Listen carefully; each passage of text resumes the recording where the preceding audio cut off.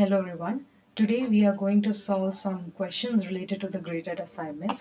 So here we have some of the important terms. The first term is row relative frequency. The two-way relative frequency for rows are obtained if the entries in each row of the table are divided by the total for that row. So if I'm gonna make one table here, okay, like, and these are the column names and these are the row names and these are the numbers here, like imaginary numbers. So how I'm gonna calculate the row relative frequency. First of all, so here are the column names in this, and these are the row total, and these are the column total. Okay, so if it's 1 2, 1 plus 2 is 3. Similarly, 3 and 4, 3 plus 4 is 7. 1 plus 3 will be 4, 2 plus 4 will be 6. So these are the row total and these are the column total. So first of all, row relative frequency will be the row entry in each of the row, correct? This entry will be divided by the total of that row, which will be 1 divided by 3. Similarly, 2 divided by 3. Now here in this is the second row, so we will be dividing it by the row total of the second row, which will be 3 divided by 7, 4 divided by 7. Right? So this is the row relative frequency. Similarly, what is column relative frequency? It is calculated as the entries in each column of the table are divided by the total for that column. So if I let me add in here only, this is the total and I have calculated these are the column total. So for the column relative frequency, it will be 1 divided by the total of that column, which will be 4 divided by. Similarly, for the B column as well, 2 divided by 6, because this is the column total for this B row, correct? Similarly for 3 divided by 4 and 4 divided by 6. So these are the column and row relative frequency. Now, if the row relative frequencies are similar for all the rows or columns, we can say that the two variables are not associated with each other. So if we solve all these numbers, we will see that if the row relative frequencies are not similar, or like if they are similar to each other, then we say that it is not associated with each other. But if the row relative frequencies are different for some rows, then we say that the two variables are associated with each other. Okay?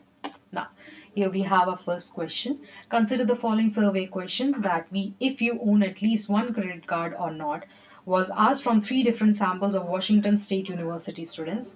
There were 100 freshmen, 100 sophomores, and 100 seniors. So we can see here the total number of students were 300. That is 100 freshmen plus 100 sophomores plus 100 seniors. Okay, and this is the contingency table. What proportion of total students are sophomores? So we have to calculate the proportion of total students who are sophomores. So we will be looking into this column. And what is the formula of proportion? Proportion is the number of students divided by the total number of students. Okay, now here the total number of students are 300 and number of sophomore are 100. How? That is 55 plus 45. Okay, it will be 100 and the proportion will be the number of students in the sophomore year and the total number of students in that university, which will be 0.33. Okay, now what proportion of total students do not own a credit card? So we have to calculate the total number of students who don't own a credit card. So we will look into this row. Okay, now the total number of students are 300 and number of students who don't own a credit card will be 58, 45 and 19. These are the number of students who are in freshman, who are in sophomore, right? So it will be 122. So the proportion will be 122, that is number of students who don't own a credit card divided by the total number of students in that university, which will be 0.41. Okay. Now question 3. What proportion of students who own a credit card are freshmen? So we have to calculate the students, freshman students who own a credit card. Okay. So we will be looking into this row and this column. Okay, so the number of students owning a credit card are 178. So this is the total number of students who own a credit card, and number of freshmen who own a credit card will be 48. So the proportion will be number of students in the freshman year, which is 42, divided by the total number of students who own a credit card, it is 178, which will be equal to 0.24. Okay, now is row relative frequency similar for all rows? So as we have discussed earlier, what is the formula of row relative frequency? Entry of each row divided by the total of that row, correct? So here, as we can see here, we have calculated the row relative frequency for each of the rows. Okay, and we see that if if we see in two rows, we can see that it is 0.24, 0.48, 0.31, 0.37, 0.46 and 0.16. So these are different. So we can see here row relative frequency are not same or similar for all rows. So the answer is no. The row relative frequency are not at all similar for all the rows. Okay, and we know that if the row relative frequency are not same, then they are associated with each other, correct? And if we had that the row relative frequencies are same for all the rows, then we say that they are not associated with each other. Okay, okay, now question is column relative frequency same or similar for all the columns? So how we going to calculate the column relative frequency? We're going to calculate first the total of all the columns and dividing all the entries with the total of that column, which will be 42 divided by A, 55 divided by B, 81 divided by C. Similarly for this as well. Okay, and this is column relative frequency. So here we have calculated for the freshman, sophomore, senior, all the column relative frequency. Okay, so as we can see here for all the columns or the column relative, they are not similar, right? 0.42, 0.55, 0.81, 0.5, they are very different, correct? So the column relative frequency are not similar for all the columns. So answer is no.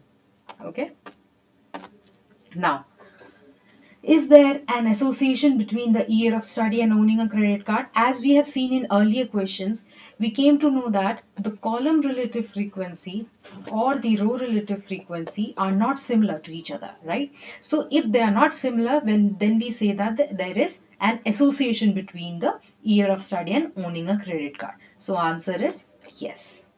Okay, so here we have the answer. The row relative frequency are not same for all the rows, so we can say that the two variables are associated with each other. Okay, now we have our second questions. There are two factories, A and B, which produces the square shaped wooden sheets of varying length of sides. Okay, these are the factory name, these are the measure of side, and these are the area of wooden sheet. What is the population standard deviation of measure of side? So first of all, what is the formula of standard deviation? Which is under root of summation of xi minus x bar whole square divided by the number of samples, right? The number of observations.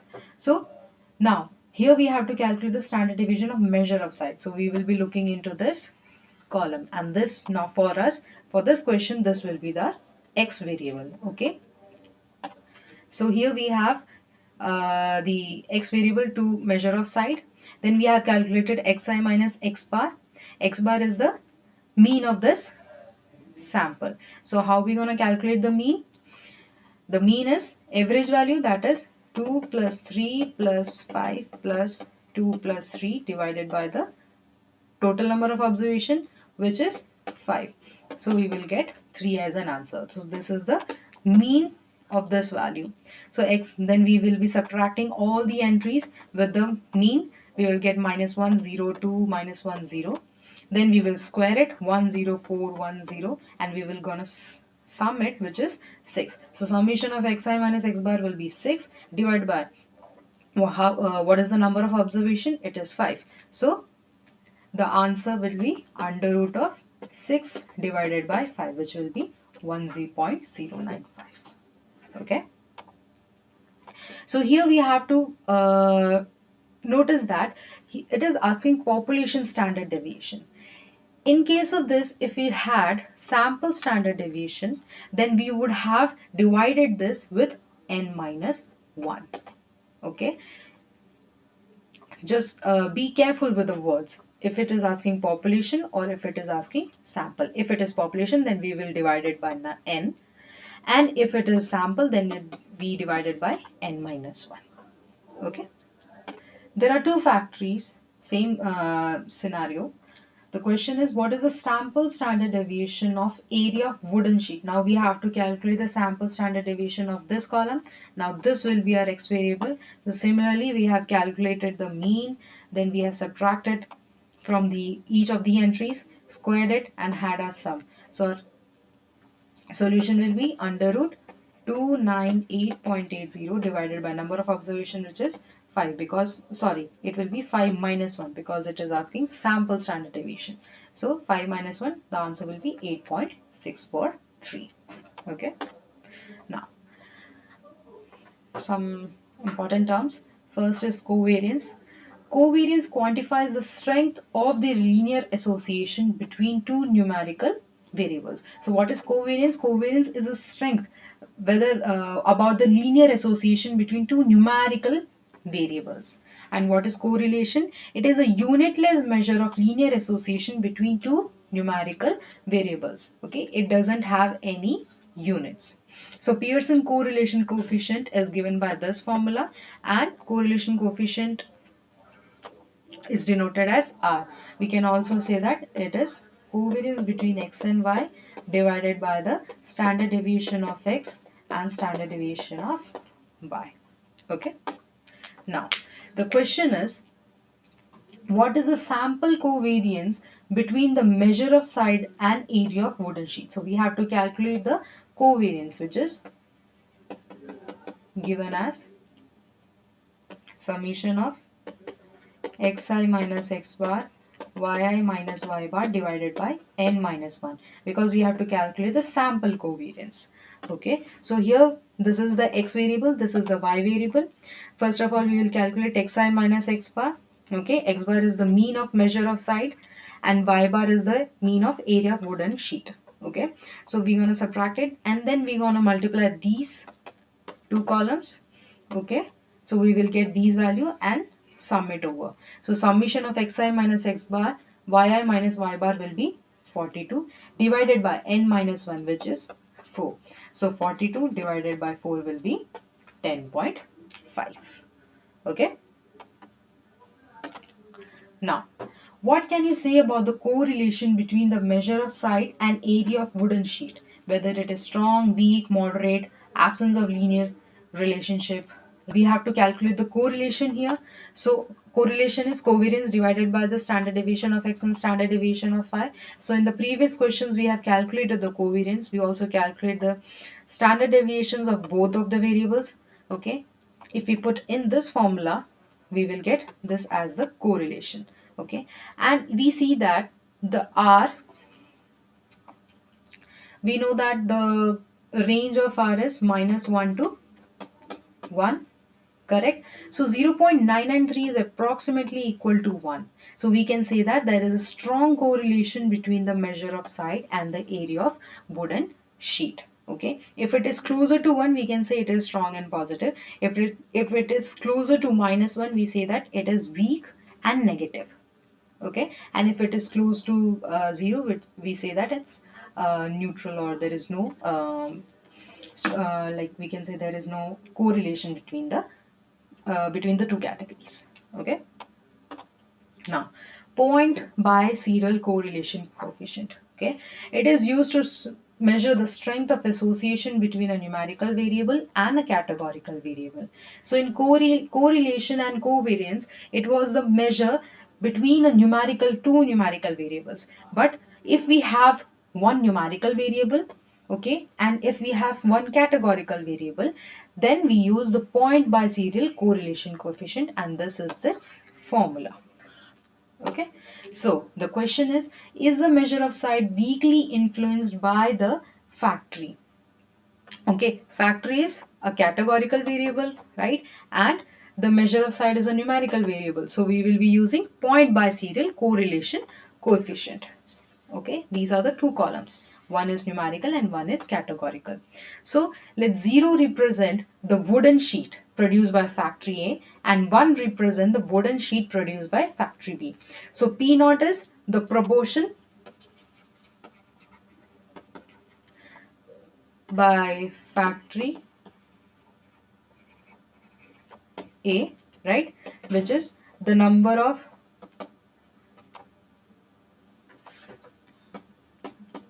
wooden sheets in factory A divided by the total number of wooden sheets. Okay, so we have the how many wooden sheets we have for the A, which is 2 plus 3 plus 3, which will be 8. 8 divided by the total number of wooden sheets are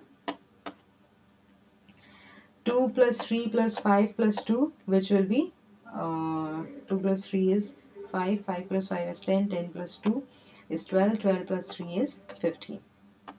So we have 15. So if we calculate 8 divided by 15, it will be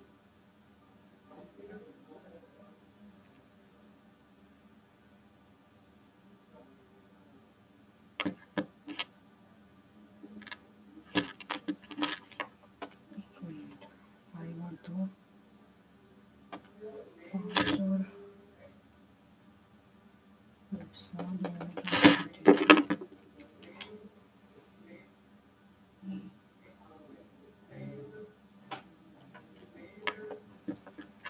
so it will be 0.6. Similarly, we're going to calculate the proportion for factory B as well, which will be number of wooden sheets in B, which is 7. How? 5 plus 2, right? If we can see here, it's 5 and 2 for the B divided by the total number of wooden sheets, that is 7 by 15, it will be 0.4. So we have calculated the proportion. Now we want to calculate mean of the wooden sheets produced by factory A. It will be sum of wooden sheet 2 plus 3 plus 3 divided by number of observation, it is 3, which will be 8 by 3, 2.67. Similarly for y bar 1 also, which is 5 plus 2 divided by the total number of observation, which is 2, which will be get 3.5. Now we have calculated standard deviation also. It is the sample standard deviation of this measure of side variable, okay, which will be 1.095. So putting all these values in this formula, we have calculated y bar naught, y bar 1, sigma x, p naught and p1. If we put all the values in this formula, we will get minus 0.37. So the absolute value of point biserial lies between 0.25 and 0.5, we know that. So the measure of side is weakly influenced by the factory. Okay, so if we take the absolute value, it is 0.37 and the value should be between 0.25 and 0.5. So we can say that the measure of side of wooden sheet is weakly influenced by the factory, because this is 0.37 is far away from 0.25 and as well as in 0.5 as well. Okay.